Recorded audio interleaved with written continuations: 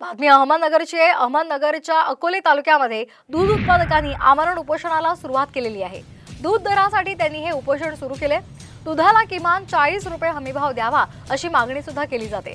उपोषणाला पाठिंबा देण्यासाठी आणि समर्थनासाठी परिसरातील गावं एकवटलेली आहेत। अकोले तालुक्यातील 10 गावांमध्ये कडकडीत बंद पाळण्यात आलाय। 40 रुपये दर हा पाहिजे यासाठी आपण हे आंदोलन उभं केलेलं आहे।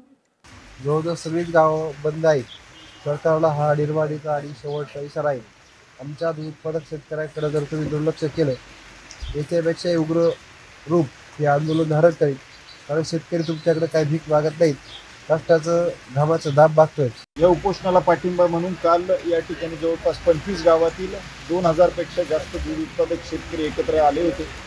सगळ्यांनी मिळून निर्णय घेतला आहे की जोपर्यंत स्वतः दुग्ध विकास मंत्री या गणोरे गावात उपोषणाच्या मंडपात येऊन आश्वासक असा शब्द आणि निर्णय घेत नाही तोपर्यंत उपोषण सोडायचं नाही। या उपोषणाला पाठिंबा म्हणून जवळपास 11 गावांनी आज गावं बाजारपेठा बंद ठेवलेल्या आहेत, सगळे व्यवहार बंद ठेवले।